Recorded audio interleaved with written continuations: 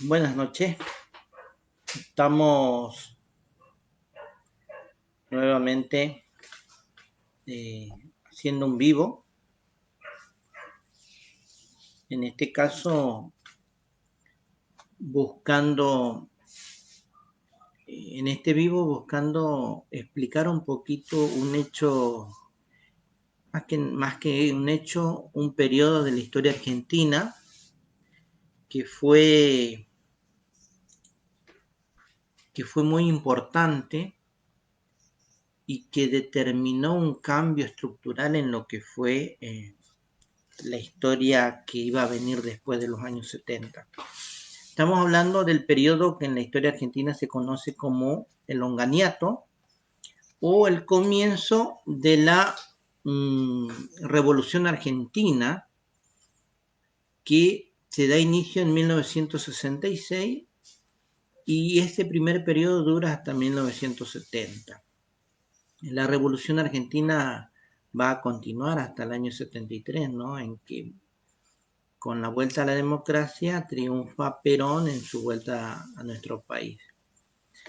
Pero bueno, hagamos un contexto histórico rápido de qué es lo que pasaba hacia 1966, en que se va a dar el golpe de Estado que lleve a la presidencia a Juan Carlos Onganía, un militar que en ese momento tenía un poder importante porque había venido acumulando ese poder a lo largo de los años anteriores. En el gobierno estaba Arturo Illia, que era un radical de la Unión Cívica Radical del Pueblo y que había accedido al gobierno en 1963 por elecciones, bueno, un poco contaminadas, ¿no es cierto?, por la proscripción del peronismo, ya que no se le permitía al peronismo participar en ellas, y eso hizo que buscara el gobierno militar o el partido militar buscara darle vía libre, ¿no es cierto?, con un tono democrático a un nuevo gobierno después de la salida de José María Guido, que fue el anterior presidente. Llega al gobierno entonces Arturo Illia con digamos, una condición muy importante de parte del partido militar, es decir, condicionado, por un lado, por la presión peronista, la resistencia peronista empezaba a ser muy fuerte, y por otro lado, el partido militar o los militares lo condicionaban diciendo que haga bien las cosas porque o si no lo podían tumbar. Esto hizo que eh, Arturo Illia intentara hacer bien las cosas. Vamos a ver que durante su gobierno hay un hecho muy importante que es que le permite al sector docente o educativo participar del ingreso en un nivel muy alto, porque fue uno de los pocos gobiernos que destina una parte del PBI muy importante para educación, ¿no? Llega en ese momento al 23%. ¿No? Fíjense que intenta hacer las cosas bien, don Arturo Illia, un radical cordobés muy tranquilo. Se dice que fue un presidente muy tranquilo, que solía salir a tomar aire a la plaza del Congreso. Pero la cuestión es que eh, Illia va a llevar adelante algunas actitudes que no le van a gustar al gobierno militar. Entre estas, en el año 65 se había organizado una especie de homenaje a Julio Argentina Roca por su 51 aniversario de su fallecimiento, y lógicamente todos los militares le brindan un acto importante en un lugar donde él tiene levantado una estatua ecuestre, y coincidía ese lugar porque cerca o aledaño a ello estaba, estaba en la Facultad de Ciencias Exactas. Estamos hablando de 1965. Los estudiantes, ustedes saben, nunca se llevaron bien con los militares. Entonces los estudiantes aprovechan y en ese acto empiezan a tirarle moneda desde su facultad, desde la azotea de su facultad, y bueno, los militares empiezan a recibir monedazos, ¿no? En pleno acto en el que participó el presidente Ilia, ¿no? Y su vicepresidente Perete. Pero, ¿qué pasaba? Esa actitud, bueno, en ese momento no pudo ser repelida. Pero, claro, los militares quedaron con la sangre en el ojo y dijeron, en algún momento vamos a desquitarnos de esa actitud que, que tuvieron los estudiantes, ¿no? Universitarios para con el acto. Entonces, ¿qué pasa? ¿Por qué menciono este hecho? Porque va a ser un antecedente muy importante de un acontecimiento que se va a dar durante el gobierno ya de Juan Carlos Onganía, que en la historia se conoce como la Noche de los Bastones Largos.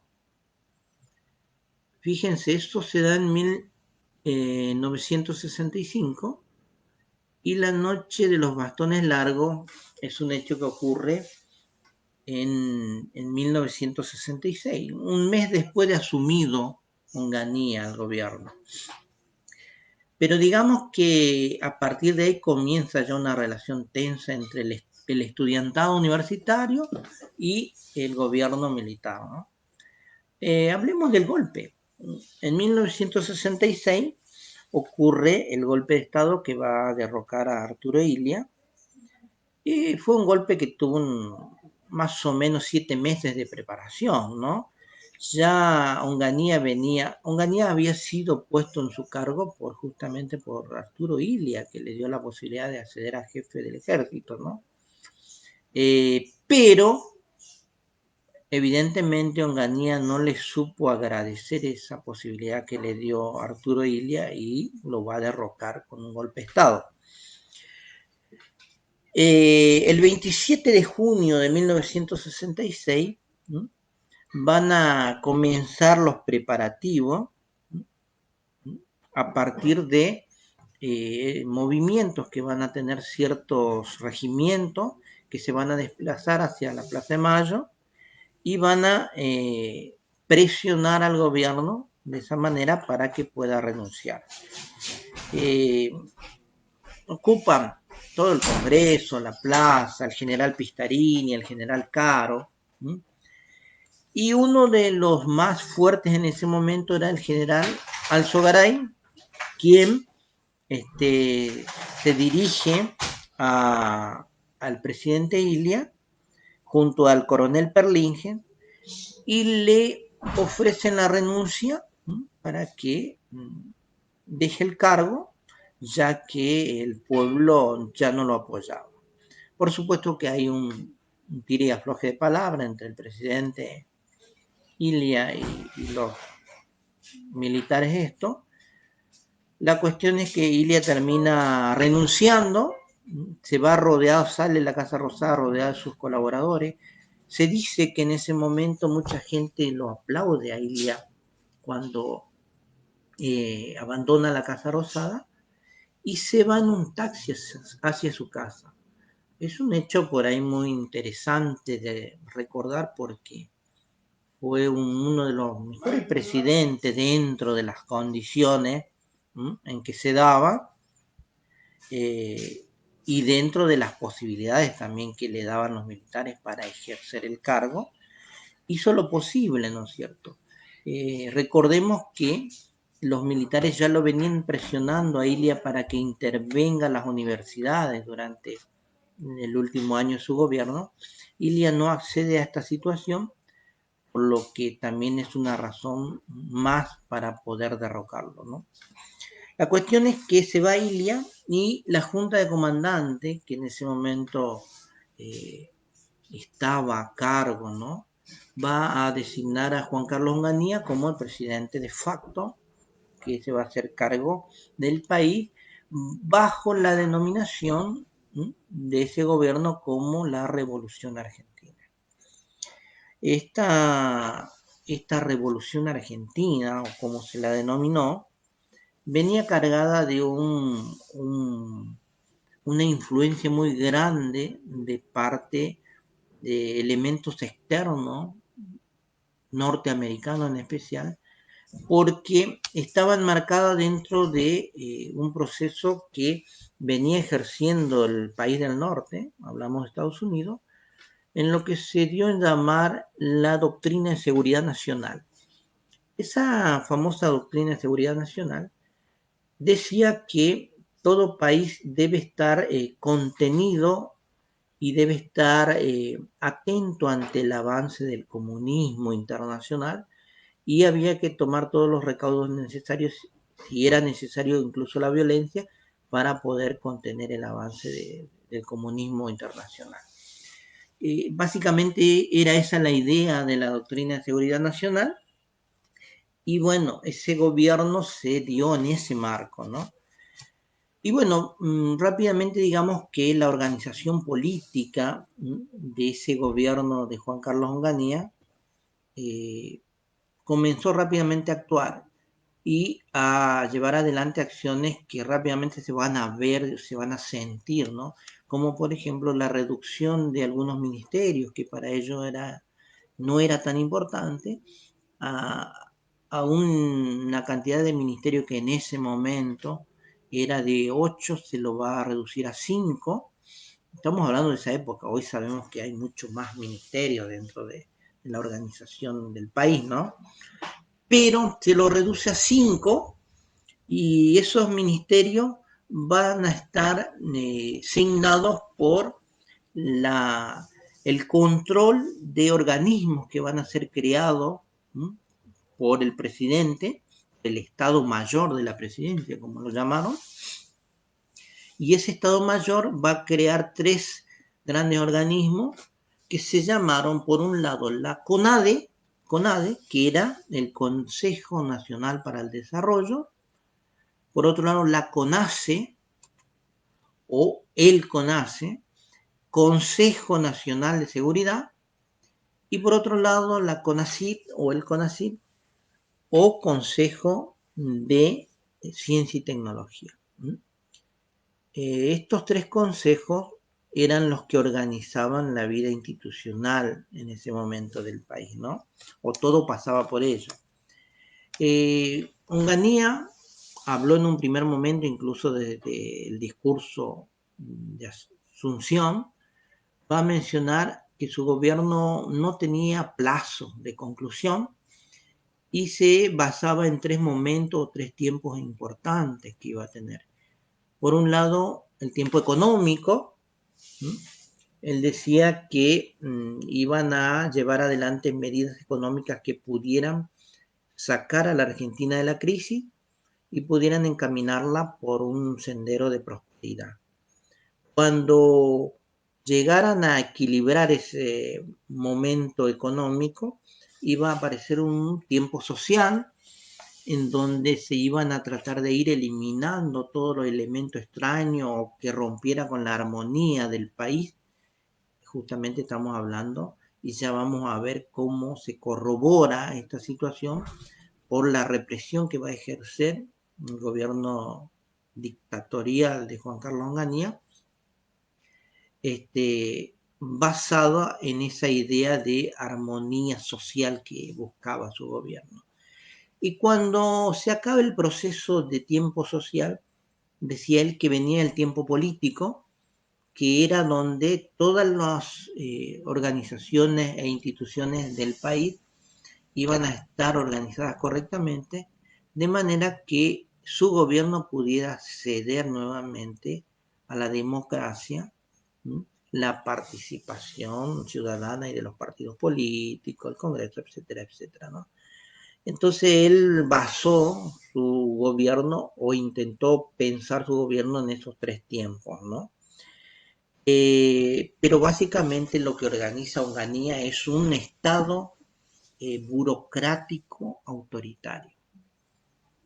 Vamos a comprobar con las acciones que lleva adelante que es básicamente un Estado burocrático autoritario que perjudicaba a los sectores sociales más bajos y beneficiaba a los sectores capitalistas o corporativistas más importantes, ¿no? Los de grandes ingresos, ¿no? Había como una especie de idea de gobierno paternalista, ¿no? Que básicamente esa era la idea de la doctrina de seguridad nacional, un padre que controla, que cuida para que todo salga bien. Esa era la idea, ¿no?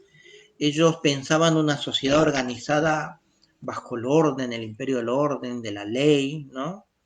Que esa ley pudiera ser cumplida en todos los sectores del país. Y en ese proceso estuvieron apoyados por la iglesia.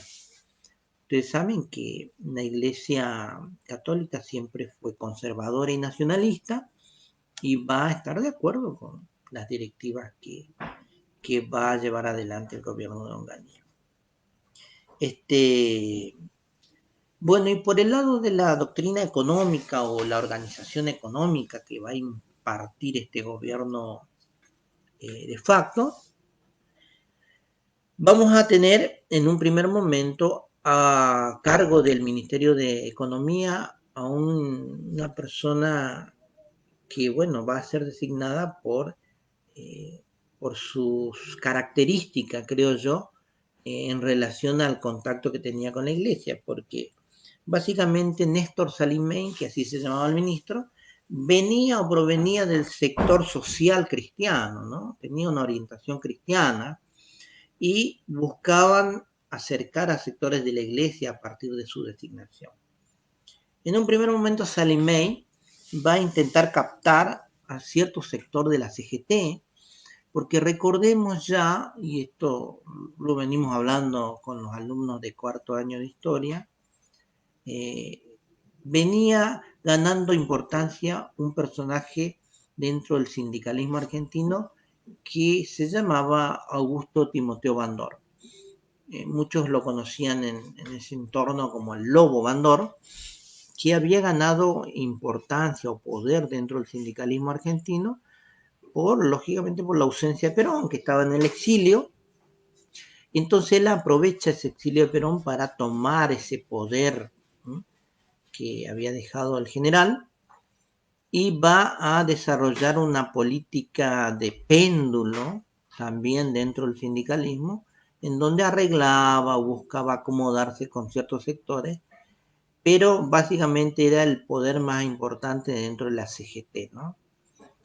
Bandor va a aprovechar ese momento en que está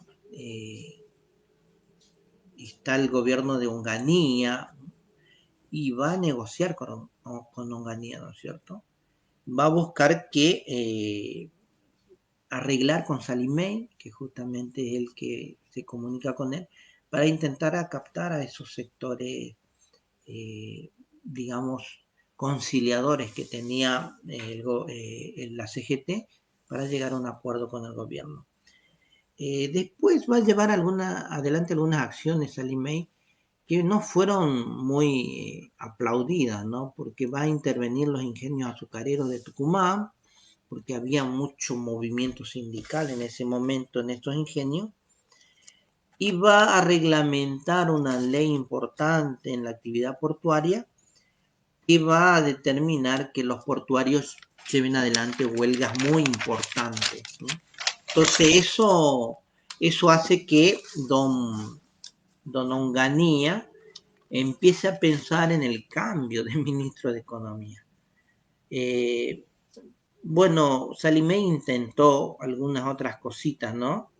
Pero básicamente no le funcionó el proyecto que tenía dentro del Ministerio de Economía, por lo cual rápidamente Onganía va a dejarlo de lado, va a pedirle la renuncia, y básicamente había un hecho importante que también desencadenó la renuncia de Salimey, y es que nunca se puso de acuerdo con el sector empresario, que nunca lo van a aceptar, ¿no?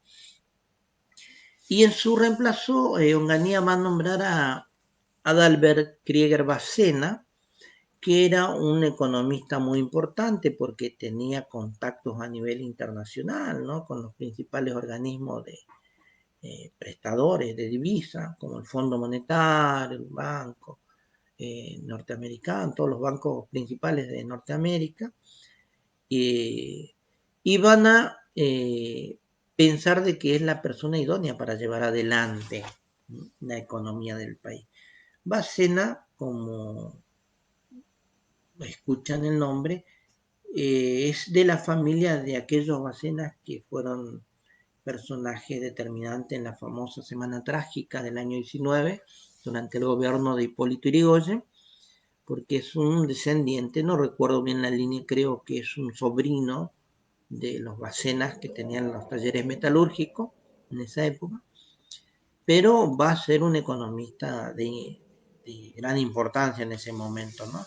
Por supuesto, Bárcena es de la línea neoliberal, ¿no? Adherida a la idea del libre mercado, ¿no es cierto? Y que, bueno, esa fue una de las razones que en un primer momento lo va a enfrentar a algunas corporaciones nacionales, ¿no? La cuestión es que en enero de 1967 Bárcena va a presentar el presupuesto para ese año y va a contemplar dentro de ese presupuesto elementos muy negativos para el sector de la salud y para el sector de la educación. ¿Por qué? Porque había recortes importantes para salud y educación. Todo lo contrario a lo que había hecho, por ejemplo, Arturo Illia, el presidente anterior, que justamente había destinado fondos muy importantes del PBI hacia educación y salud. Recordemos la ley de medicamentos, recordemos el PBI de 23%, etcétera, ¿no?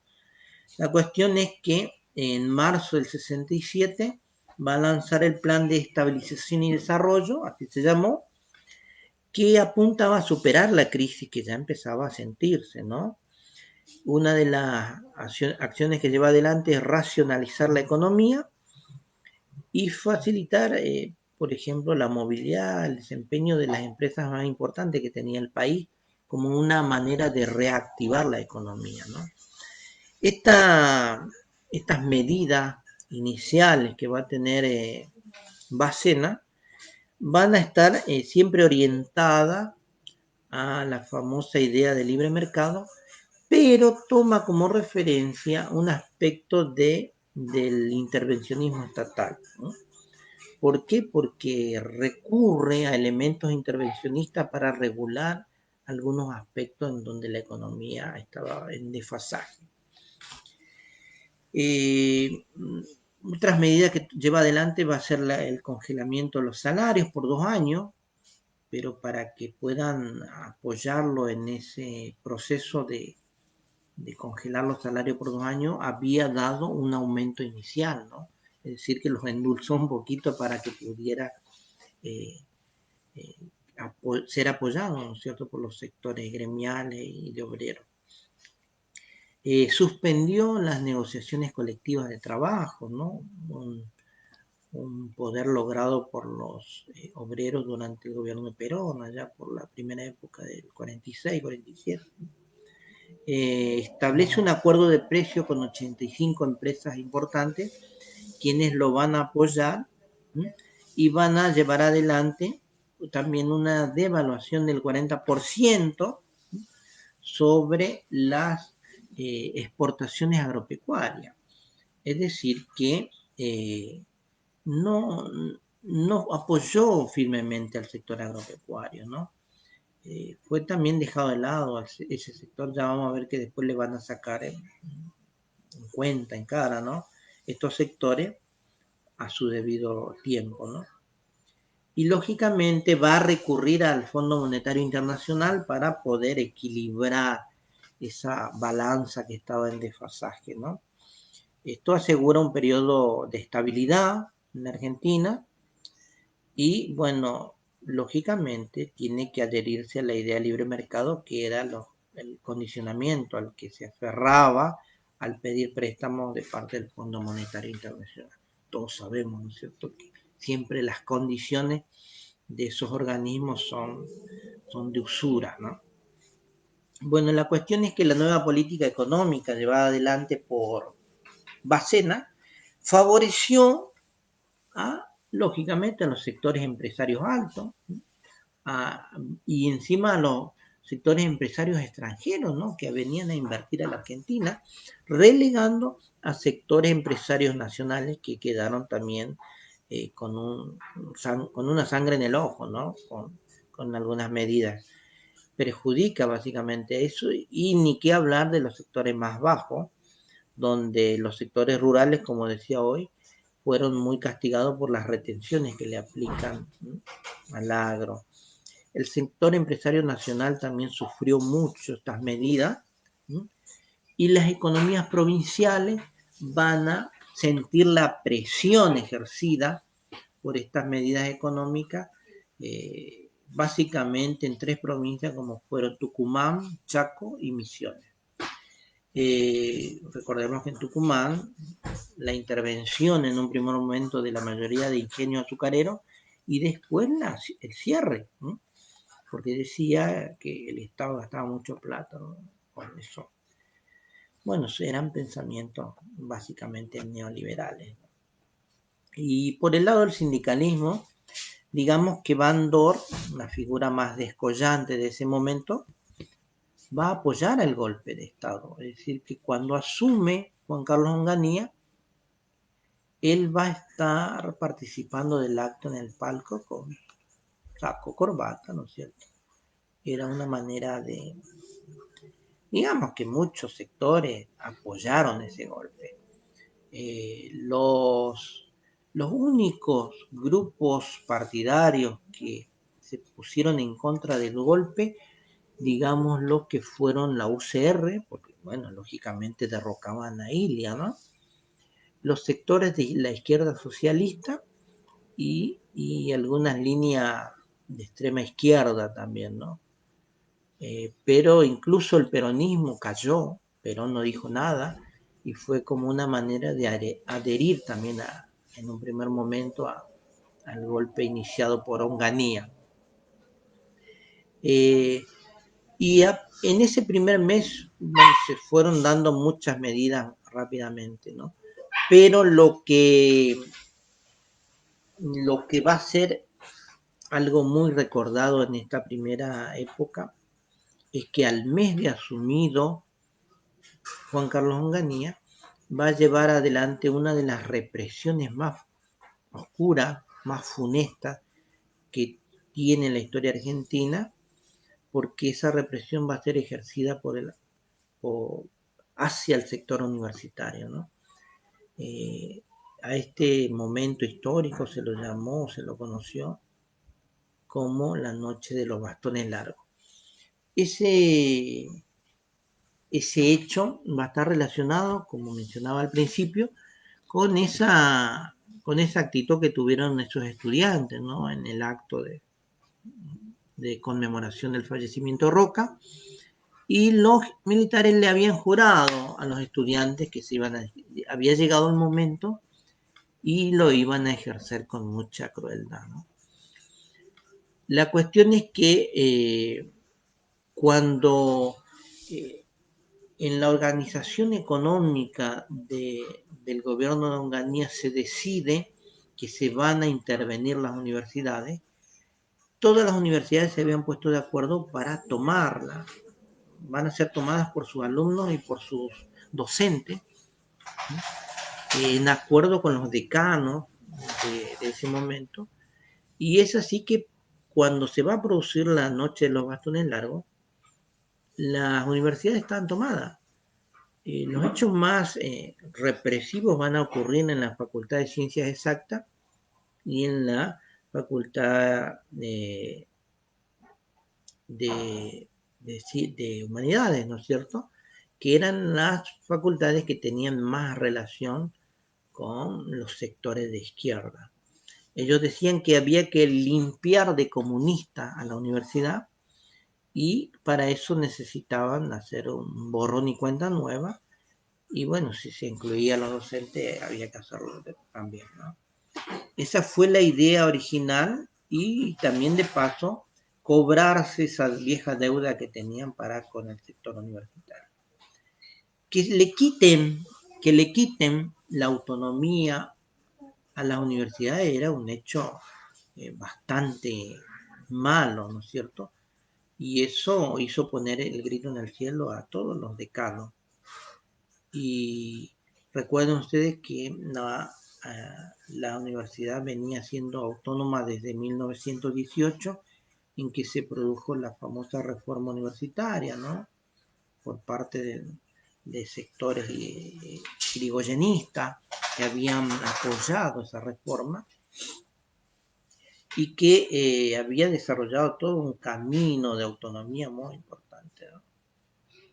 Los policías siempre reclamaban que no podían intervenir en las universidades por la autonomía. Entonces era una manera de desquitarse y decir, bueno, ahora vamos a hacer lo que nosotros creemos necesario que hay que hacer dentro de la universidad. Así es que esa noche de los bastones largos, llamada así porque al evacuar a toda esa gente, tanto docentes como alumnos de la universidad, a medida que hicieron una especie de caminito, ¿no es cierto?, los policías le iban pegando con la cabeza con una especie de bastones, ¿no? Y de ahí el nombre de la noche de los bastones largos. Y bueno, hay fotos muy famosas, por ejemplo, la del decano eh, de ciencia exacta, que era García, donde aparece con la frente ensangrentada por dos bastonazos que le pega a un policía, ¿no? Son hechos muy oscuros dentro de lo que es la historia, ¿no?, de la Universidad Argentina. Esto hecho lo menciona claramente Tete Romero en su libro Culturicidio, ¿no?, pero es muy analizado de una manera muy importante porque toma entrevistas a personajes que tuvieron protagonismo directo con ese hecho. El libro de Sergio Morero que se llama La noche de los bastones largos, que les muestro aquí, y que se los recomiendo para poder hacer un análisis más pormenorizado, ¿sí?, de lo que fue la noche de los bastones largos. Esa represión que se ejerció tuvo como consecuencia un, un parate muy importante dentro de la historia universitaria argentina porque 70 docentes fueron detenidos esa noche. Bueno, van a ser largados a la madrugada, ¿no? Y no se los registra como detenidos, pero han sido detenidos, muchos han sido violentados, ¿no? Ejercido la violencia contra ellos, lo que los obligó a exiliarse, ¿no? Y se va a producir un proceso de fuga de cerebro muy importante.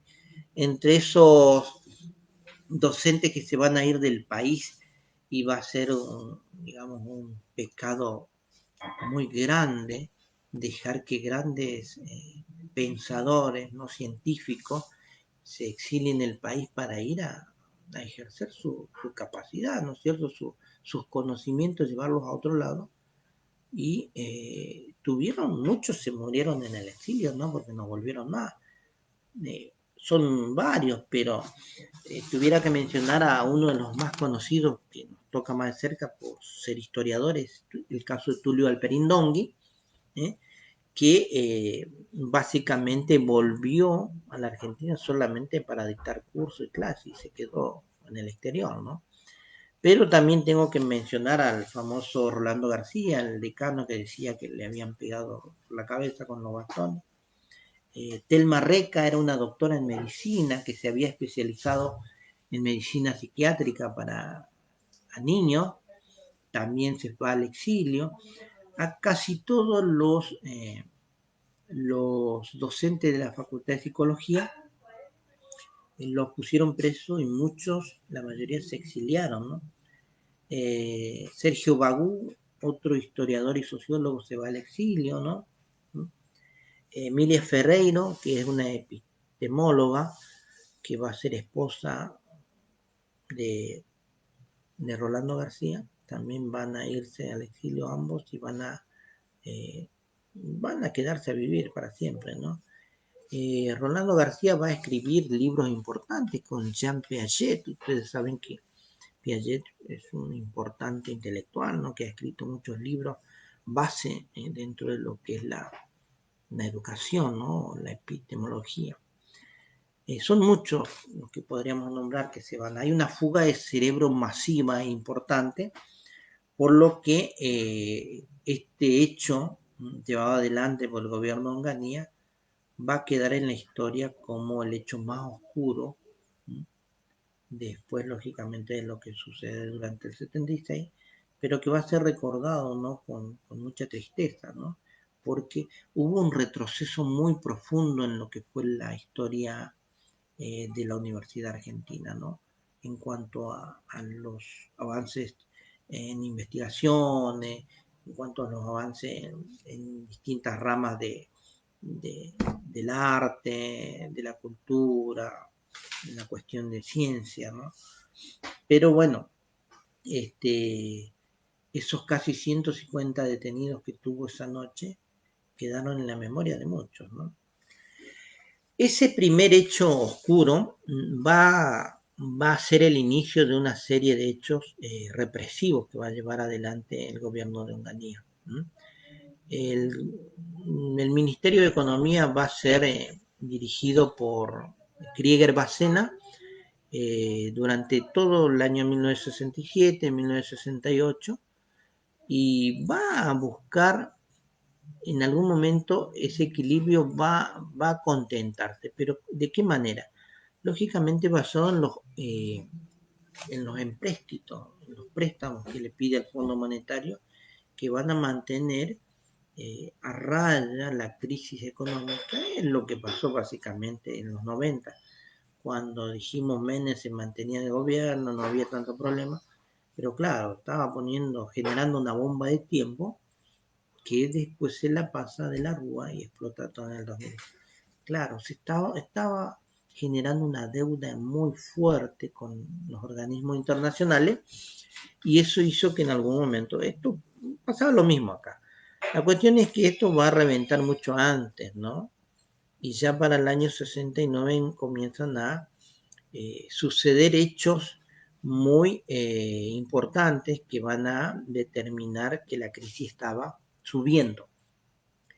Uno de esos primeros hechos que vamos a mencionar rápidamente es el correntinazo. El correntinazo es un hecho que nos toca directamente porque eh, alumnos, tanto de Corrientes como de Resistencia Chaco, porque tengamos en cuenta que la Universidad del Nordeste tenía sedes en Resistencia, ¿no? Estaba su sede central en Corrientes, pero tenía una sede muy importante en Corrientes, y cuando se va a producir los hechos, ¿no?, que determinan el correntinazo, ambos grupos de estudiantes de las dos orillas del Paraná van a ponerse de acuerdo para reclamar. ¿Cuál era el origen del reclamo que generó este movimiento, ¿no?, en Corrientes? Un hecho muy importante fue que las universidades se basaban o se contenían de alguna manera con el servicio de los comedores universitarios. En ese proceso de achicar costos o reducción del Estado que tenía el gobierno de Onganía, había decidido clausurar los comedores universitarios porque evidentemente para ellos generaba pérdida, y esto hizo que los estudiantes se rebelaran contra esa medida y se levantaran y buscaran reclamar, ¿no es cierto?, esa cuestión. El 15 de mayo de 1969 van a movilizarse los estudiantes de la UNE con o contra las medidas del interventor para,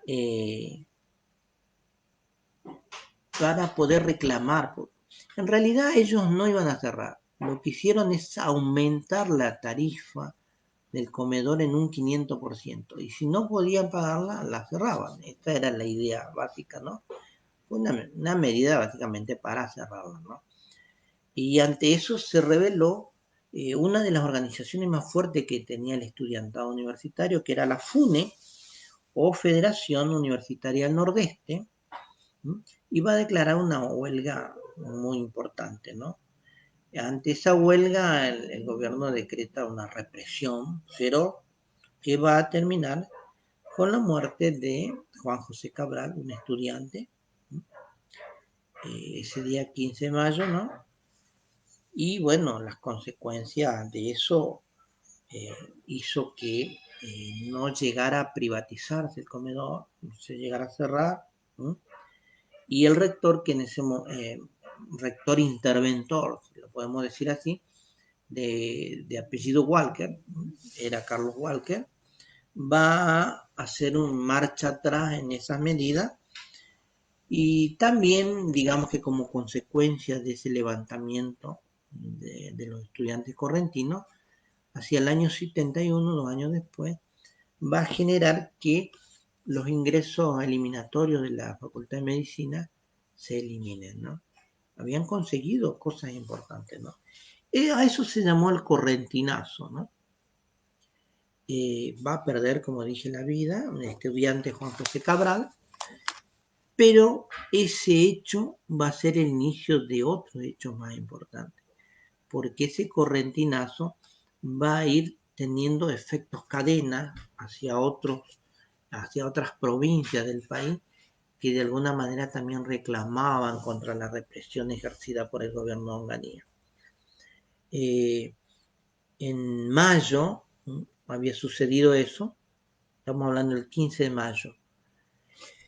A finales de ese mismo mes se van a dar otros hechos muy importantes, pero ya en la ciudad de Córdoba, y que en la historia se conoce a esos hechos que hicieron explotar Córdoba en 1000 pedazos, digamos. Se lo conoce como el famoso Cordobazo, ¿no? El Cordobazo básicamente fue una protesta obrero estudiantil que se da entre los días 29 y 30 de mayo del año 69 y que, bueno, básicamente apuntaba a oponerse a las políticas decretadas por el gobierno de Juan Carlos Onganía, ¿no? Ellos adherían a la reivindicación de la muerte de Juan José Cabral en Corrientes, ¿no? Y a eso sumaron también otras que venían del sector obrero, por ejemplo, el sector automotriz, del sector de energía, y básicamente ese sector de energía ponía como referente principal a un dirigente que creo yo, esto es una opinión personal, fue uno de los mejores dirigentes sindicalistas que tuvo la historia del sindicalismo argentino. Me refiero a Agustín Tosco, referente principal de Luz y Fuerza de Córdoba, quien va a ser el encargado de organizar todo el movimiento para poder llevar adelante ese reclamo. Unifican los reclamos estudiantiles obreros y llevan adelante una huelga de 72 horas en todo Córdoba, que vamos a ver cómo va a ir degradándose hasta llegar a ser un movimiento mucho más amplio, ¿no? Hay un famoso libro que lo escribió una tal Mónica Gordillo, en coautoría con un investigador norteamericano que se llama Jane Brennan, y que se llama, y se los recomiendo, Córdoba Rebelde. Del cordobazo, del clasismo y de movilizaciones sociales, tiene como subtítulo. Pero básicamente es interesante el título principal que dice Córdoba Rebelde, ¿no? Donde se explican los pormenores de ese famoso cordobazo y los sectores que participan de ese movimiento rebelde, ¿no? Pero vayamos a los hechos del cordobazo. ¿Cuáles fueron esos hechos? Las columnas organizadas por los sectores estudiantiles y obreros van a marchar hacia la ciudad de Córdoba, hacia el centro de Córdoba, pero la policía ya los venía junando, digámoslo, y van a aparecer los sectores policiales o las fuerzas policiales en sectores estratégicos de la ciudad, en donde ellos tenían preparado algunos elementos para repeler a ese movimiento de estudiantes y obreros, ¿no? Ellos intentaban que no lleguen al centro porque, bueno, esto generaría un impacto a nivel nacional, ¿no? Que no querían que se sepa, ¿no? Pero bueno, la sociedad ya tenía esa sensación de malestar para con el gobierno de Onganía. Y eso básicamente se reflejaba en estos movimientos, ¿no? La cuestión es que esa detención que van a ejercer las fuerzas policiales va a generar toda una rebelión popular, porque empiezan a dispersarse los manifestantes y van a entrar en las casas, ¿no? La gente los va a ayudar, los va a esconder, y la gente empieza a ponerse del lado de los obreros y de los estudiantes, ¿no?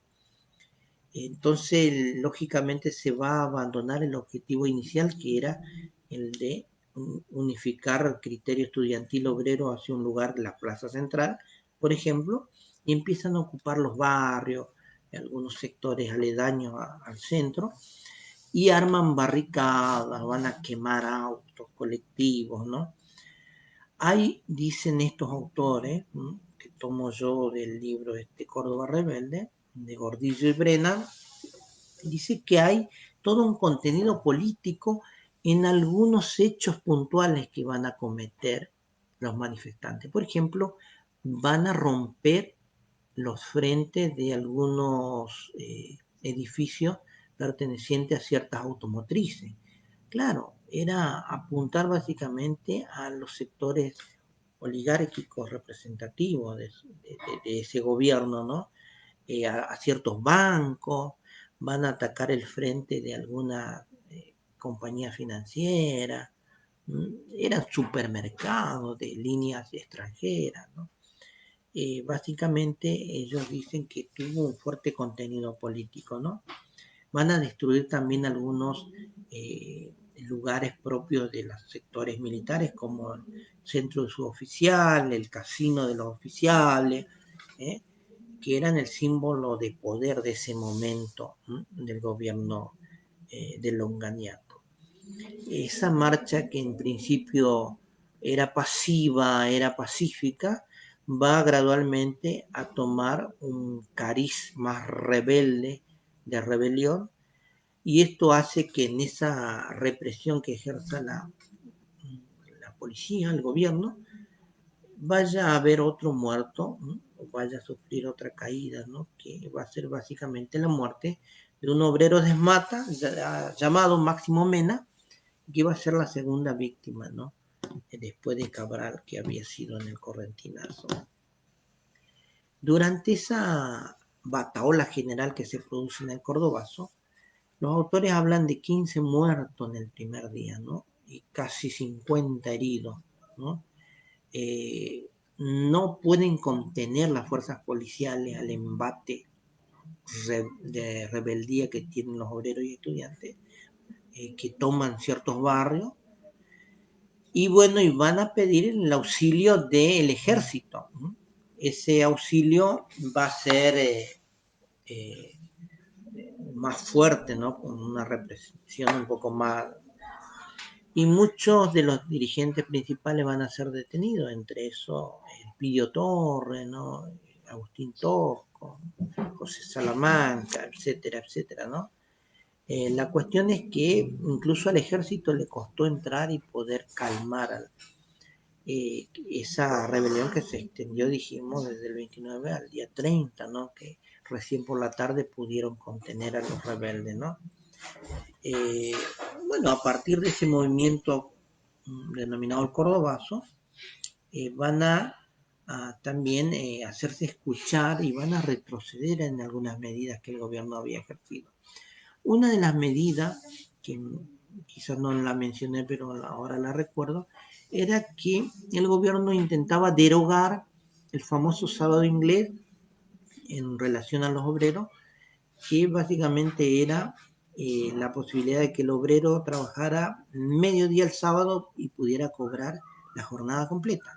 Entonces, el gobierno intentaba derogar ese decreto que habilitaba el sábado inglés, ¿no? Y que fue un golpe también muy duro para el bolsillo de los obreros, ¿no?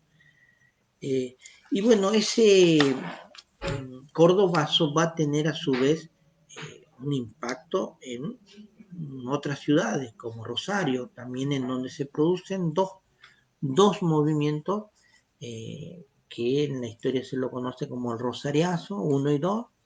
Uno, en ese contexto de mayo, porque el primer Rosariazo se va a extender del 16 de mayo al 23 de mayo, ¿no? Que se va a ir dando donde mueren también, en este caso, dos estudiantes y obreros. El primer estudiante es Adolfo Bello, que muere el 17 de mayo por una bala policial, y el otro es el estudiante Norberto Blanco, de 15 años, que va a ser también asesinado el 21 de mayo por las fuerzas policiales, ¿no? Ese es el primer rosariazo. Y el segundo rosariazo se va a dar ya en septiembre del mismo año del 69, como también un reclamo a todo lo que anteriormente venía sucediendo, ¿no? Y por algunas medidas que había tomado el gobierno.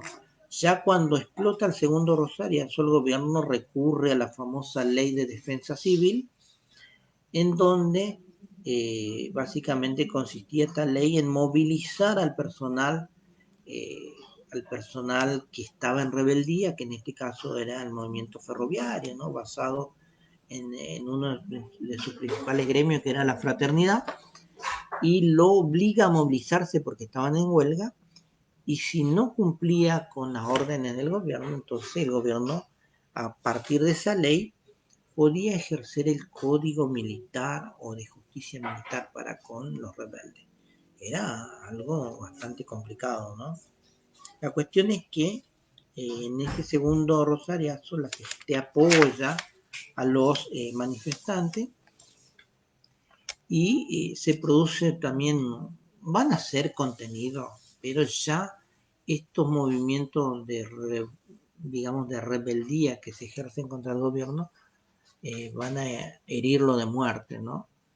Pero el hecho que va a desencadenar la caída definitiva de Onganía va a ser en que en los últimos meses de su gobierno se va Montoneros a presentar en sociedad. Montoneros, ustedes saben, era un grupo guerrillero, ¿no?, que se había creado con elementos de distintas vertientes y que va a hacer su presentación en sociedad con un hecho bastante lamentable, ¿no?, que es el asesinato de un general famoso porque venía de ser uno de los líderes de la Revolución Libertadora del 55, que era Pedro Eugenio Aramburu. La muerte, el secuestro y muerte de Aramburu va a ser su presentación en sociedad, ¿no?, de Montonero, y se da justamente en el gobierno de Onganía. Por lo tanto, ese hecho va a ser, digamos, la gota que colme el vaso para que la Junta de Comandantes, que en ese momento ya era dominada, ¿no?, por la NUCE, digamos que era la cara más visible, el poder, digamos, estaba residido en su persona, va a determinar pedirle la renuncia y va a ser reemplazado por eh, Marcelo Levington, que era también otro general que en ese momento se encontraba afuera, pero va a ser convocado para hacerse cargo del gobierno. La cuestión es que este periodo que va del 66 al 70, conocido en la historia como el longaniato o la primera etapa de la Revolución Argentina, culmina con estos hechos oscuros de la historia argentina y que lógicamente tienen su origen en la idea de represión, en la censura, porque hubo también quema de libros, muchas editoriales fueron cerradas, fueron censuradas, y bueno, es, digamos, un recuerdo nefasto de lo que vivió la Argentina en estos tiempos. Bueno, creo que más o menos les di un panorama de lo que es el longaniato o el proceso. Se puede hablar mucho, ¿no? Hay muchos hechos también que surgen paralelamente a los que yo mencioné, ¿no? Pero sería muy tedioso y no alcanzaría tanto el tiempo, no quiero cansarlo. Creo que estamos hablando por casi una hora, 54 minutos, y creo que con esto les aclaro un poco de alguna manera algunos aspectos que tienen que ver con las acciones más importantes que ocurren, los hechos más importantes del gobierno de Onganía. Espero que les haya interesado. Creo enmarcar esta clase magistral, si se quiere, esta charla, más que charla, una exposición, ¿cierto?, que tengo con ustedes, dentro de lo que yo llamé lecturas en pandemia. He leído en esta semana un poco de historia para poder dialogar con ustedes o comentarle a ustedes sobre esto, y espero que haya sido de su agrado. Muchas gracias y nos vemos la próxima.